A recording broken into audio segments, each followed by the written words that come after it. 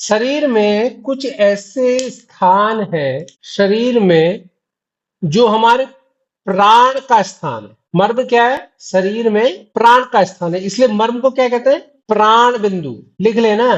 देखो, जो ऑनलाइन वालों को ना मैंने एक मूवी भेजा है, शायद पीडीएफ देखा ना, तो जब मर्म चिकित्सा विज्ञान है उसको देखो। ठीक है। मर्म मर्म चिकित्सा है उसको देखो, कि शरीर में जो प्राण का स्थान है उसको हम क्या कहते हैं? मर्म। शरीर में वो स्थान जहां पर प्राण निवास करता है, जहां प्राण निवास कर रहा है, वो कहलाएगा आपका क्या? मर्म। मर्म स्थान। तो इसीलिए मर्म को क्या कहते हैं? प्राण बिंदु भी कहते हैं, जीवनी बिंदु भी कहते हैं। जीवनी बिंदु। जीवनी बिंदु का मतलब हो गया कि जहां पर जीवन है। और इसी को इसलिए क्या बोलते हैं? इसे वाइटल पॉइंट्स। अच्छा, तो शरीर में जहां पर प्राण रह रहा है, तो वो स्थान कौन सा रहेगा? भाई, जहां पर प्राण है, तो वो प्राण आपके लिए इंपॉर्टेंट है। शरीर में प्राण क्या है? शरीर के लिए इंपॉर्टेंट है, तो सबसे पहले उसके लिए क्या होगा? तो वो स्थान जहां पर प्राण निवास कर रहा है, तो वो क्या कहलाएगा आपका? गुप्त स्थान। गुप्त स्थान मतलब गुप्त बिंदु भी है, हिडन पॉइंट। जो हिडन पॉइंट्स हैं वो आपके क्या कहलाएंगे? मर्म स्थान। तो शरीर में वे स्थान जो शरीर में प्राण का वहन करते हैं, जीवन का वहन करते हैं। शरीर की जो एनर्जी पॉइंट जिसे कहते हैं वाइटल पॉइंट, है एनर्जी पॉइंट्स, जहां पर शरीर की जो जीवनदायिनी शक्ति विद्यमान रहती है। और शरीर के वे स्थान जो गुप्त हैं, छिपे हुए हैं, तो उनको हम बोलते हैं मर्म बिंदु। ठीक है। तो मर्म बिंदु पर हम कर क्या कहते हैं? मर्म की क्या परिभाषा हो गई?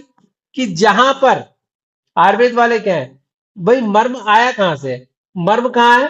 सुश्रुत संहिता के शारीर संस्थान से आया। शारीर संस्थान। शारीर स्थान से आया। शारीर स्थान का मतलब क्या हो गया?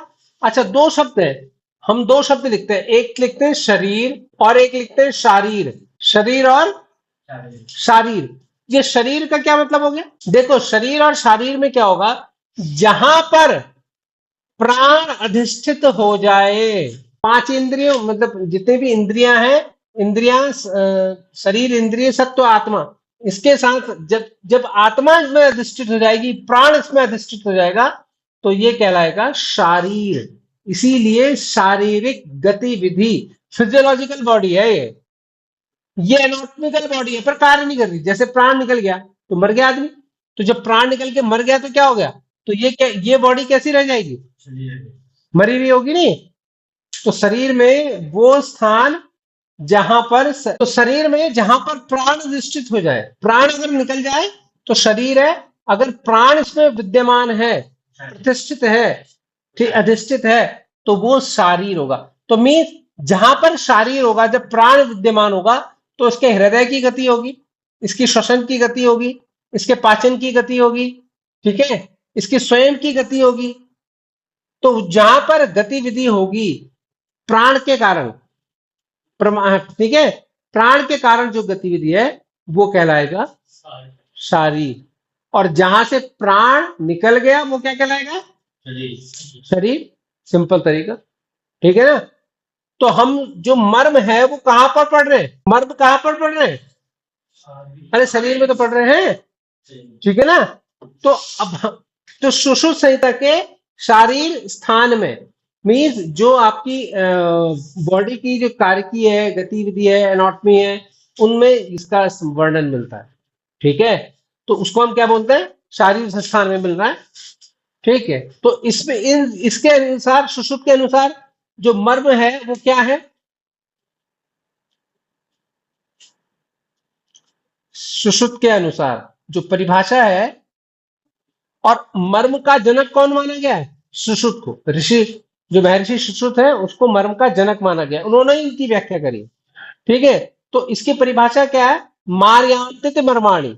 मार्यांतित मर्माणी का क्या मतलब हो गया? कि जहां पर प्रहार करने से, आघात करने से मृत्यु या मृत्यु जैसे परिणाम आए, उसको हम कहते हैं मर्म। क्लियर हुआ?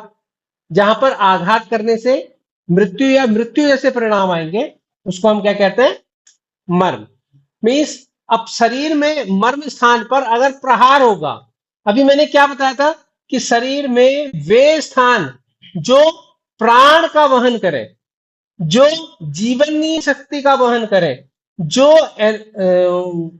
ऊर्जा का वहन करे, और जो शरीर में गुप्त हो, छिपे हुए हो, वो क्या कहलाएंगे? मर्म। और इन पर अगर प्रहार होगा तो शरीर में आक्षेप हो जाएगा, मृत्यु हो जाएगी, अपंगता आ जाएगी, पीड़ा हो जाएगी, तो ये स्थान मर्म कहे। ठीक है, मार्यांतिति मर्माणी, तो जहां पर वेदना करने से, प्रहार करने से, चोट लगने से मृत्यु या मृत्यु जैसे परिणाम आएंगे, उनको हम कहते हैं मर्म। क्लियर हो गया? ठीक है, तो ये तो रही मर्म की परिभाषा।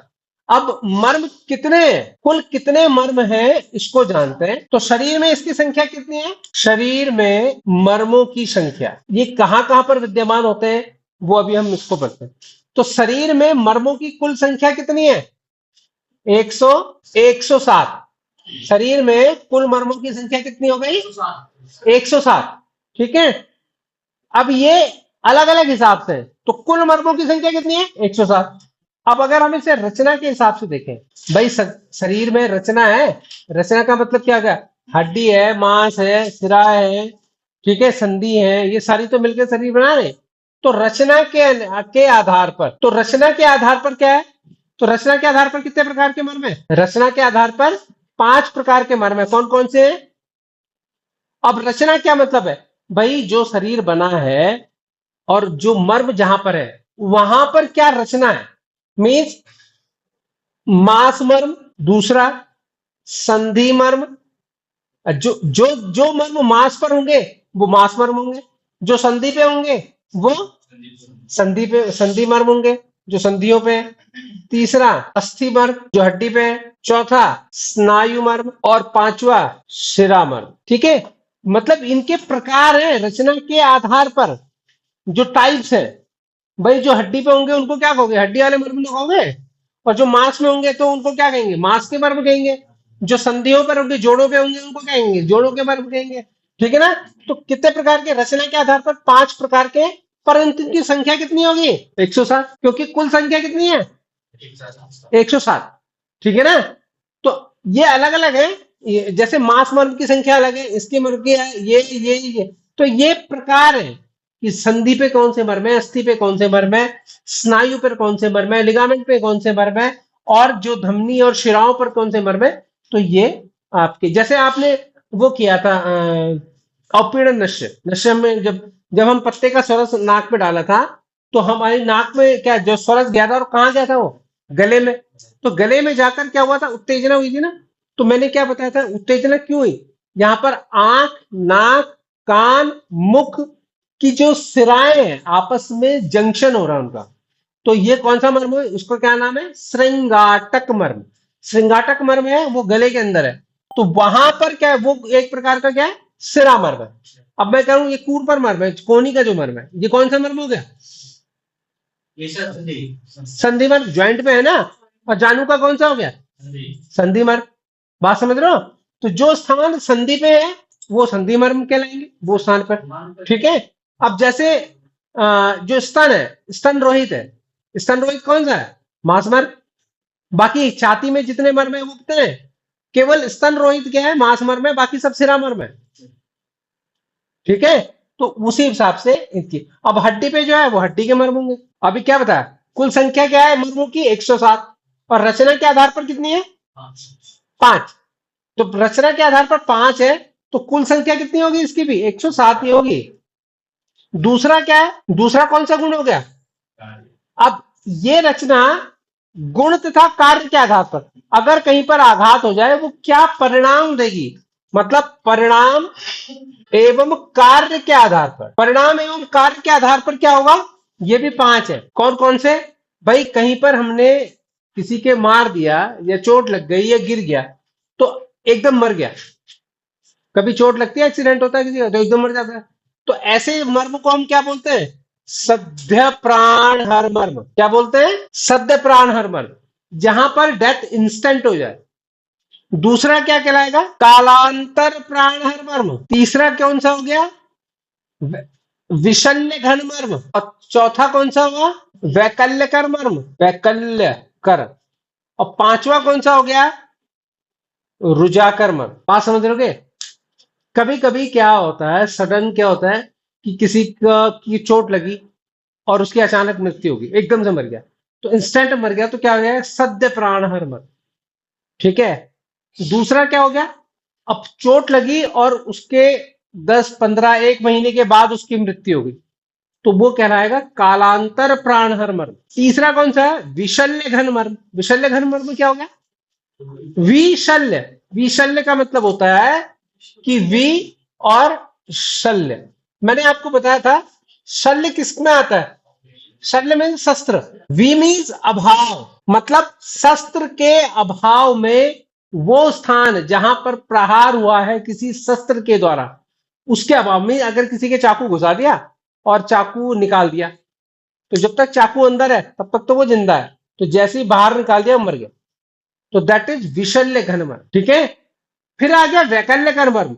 इसको समझो क्या है कि जिस स्थान पर प्रहार लगी, चोट लगी, और वहां पर इंस्टेंट क्या हो गया? वो पार्ट डैमेज हो गया। डैमेज का मतलब हो गया विकलांग हो गया, डिफॉर्मिटी आ गई, विकलांगता आ गई, वैकल्यता आ गई, तो उसको हम बोलते हैं वैकल्य कर्म। विकृति जहां पर आ रही। क्लियर हो गया भाई? अब ये विकृति क्या है? दो प्रकार की होती है। वैकल्पिकता दो प्रकार की होती है, एक तो होता है स्थाई, और स्थाई हो गई, और एक अस्थाई। ठीक है। अस्थाई और स्थाई मीन भाई किसी का रोड एक्सीडेंट में पैर कट गया, तो वो डिफॉर्मिटी क्या होगी? स्थाई, परमानेंट हो गई वो तो, है ना? अब हम चल रहे हैं, हमारा स्प्रेन आ गया पैर में, तो वो एक 2 4 दिन तक तो ऐसा होगा कि विकलांगता से रहेगी, लंगड़ा लंगड़ा के चलेंगे, परंतु 4 5 दिन बाद ठीक हो जाएगा। तो वो ऐसी विकलता क्या हो गई? अस्थाई। ठीक है ना? तो स्थाई और अस्थाई में समझेंगे कि भाई अगर कभी वजन उठाया तो कमर में दर्द हो गया, चनका सा आ गया, तो जो 2 4 दिन तो झुक के चलेंगे, फिर तीसरे दिन से खड़े हो जाएंगे, तो दैट इज स्थाई। तो वो स्थान जहां पर मर्म पर आघात लगने से, चोट लगने से विकलता आए, तो उसे हम कहते हैं कौन सा मर्म? वैकल्य कर मर्म। डिफॉर्मिटी पैदा कर रहा है ना। और एक मर्म वो है जहां पर चोट लगने से क्या हो जाए? बहुत ज्यादा असहनीय पीड़ा हो जाए। ठीक है। तो उसको हम क्या कहते हैं? रुजाकर मर्म। आपने कैंसर का मरीज देखा है? उसको रुजाई होती है, दर्द होता है बहुत ज्यादा। ठीक है। कहीं का भी कैंसर होगा तो वो दर्द करेगा, तो दैट इज रुजाकर मर्म। ठीक है ना? तो रुजाकर में क्या होता है? इतनी ज्यादा दर्द होता है कि जो संवैधानिक नाड़ियां होती हैं हमारे शरीर में, उसका जो वहन है वो मस्तिष्क तक पहुंच जाता है। प्रभाव मस्तिष्क तक हो जाएगा तो आदमी का अंत हो जाएगा। तो दैट इज रुजा कर्मण। रुजा कहते हैं पीड़ा को, दर्द को। ठीक है, शूल को। तो इसे दैट इज रुजा कर्मण। कविता नहीं सो गई थी क्या इतनी लेट जब ज्वाइन कर रही? तो परंतु इनकी संख्या भी कितनी है? संख्या तो इनकी भी 107 ही है।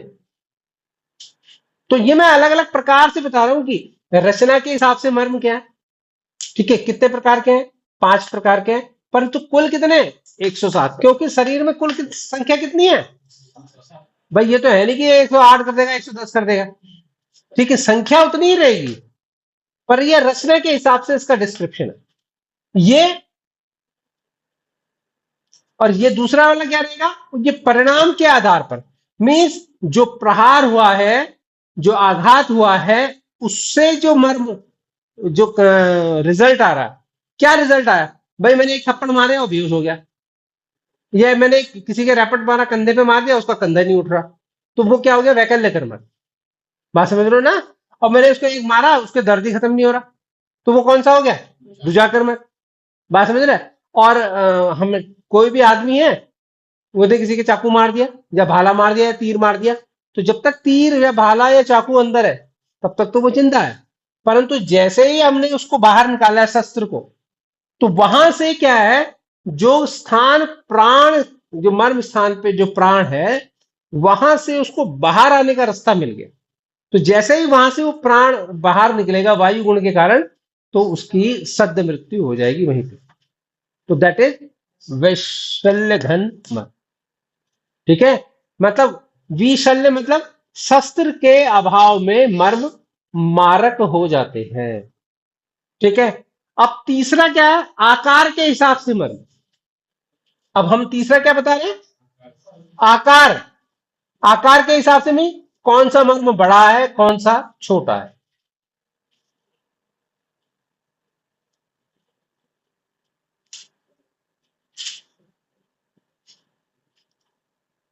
आकार के आधार पर, आकार के आधार पर कितने हैं, दो प्रकार के हैं। कौन कौन से, एक होता है बृहत मर्म और दूसरा कौन सा होता है, सूक्ष्म मर्म। बृहत और सूक्ष्म। तो बृहत मर्म कौन से होते हैं, जो आकार में बड़े होते हैं। बृहत का मतलब बड़े आकार वाले। तो बृहत मर्म में क्या हो जाएगा, इनकी संख्या कितनी होती है, 7। इनकी संख्या कितनी है, 7। और जो सूक्ष्म मर्म है उनकी संख्या कितनी होती है, 100। सिंपल, तभी तो 107 होंगे, तभी तो 107 होंगे ना। तो ये बृहत मर्म कौन से हैं, ये देखते हैं। जो मर्म, वे मर्म जो, वे मर्म जो चक्रों पर आधारित है, चक्रों में स्थित है। चक्रों में कितने कितने प्रकार, कितने चक्र है, 7। कौन कौन सा, मूलाधार, स्वादिष्टान। बताओ कौन कौन से चक्र है भाई, हाँ, मूलाधार, स्वादिष्टान, मणिपुर, हाँ मणिपुर, अनाहत, और फिर सोट।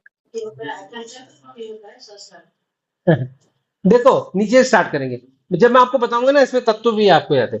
मूलाधार, स्वादिष्टान, मणिपुर, अनाहत, विशुद्धि, विशुद्धि, आज्ञा चक्र, आज्ञा, सहस्त्र। सहस्त्र। ठीक है।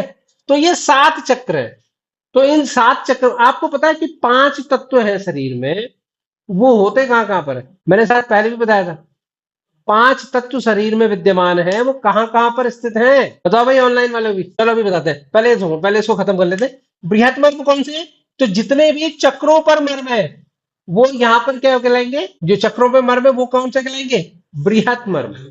क्योंकि ये शरीर के केंद्र भाग में है, मतलब मध्य भाग में है। मध्य भाग में, इधर आओ भाई, कौन आ रहा है, इधर आओ, जाओ एक जन आ जाओ, इधर खड़े खड़े हो जाओ। तुम तो कैमरे में भी ना आ रहे, बीच में आओ, बीच में, बस। अब देखो 7 चक्र कहां पर होंगे, देखो 2 प्रकार के मैंने मर्म बताया ना, एक तो बृहत मर्म। बृहत मर्म क्या होता है, शरीर के मिड लाइन में होंगे, जो शरीर की एक जो काल्पनिक मिड लाइन है, उसमें आपने देखा होगा कि एक शरीर के दो इस पक्ष को और इस पक्ष को अलग करने वाली एक मध्य मध्य मिडिल लाइन है। ठीक है। तो सारे मर्म क्या है, इसी चक्रों पर आधारित है। तो सबसे पहले गुदा मर्म, फिर कौन सा आएगा, स्वादिष्टान, शिवनी नाड़ी से ऊपर। ठीक है। फिर नाभि पे कौन सा आ गया, मणिपुर, मणिपुर,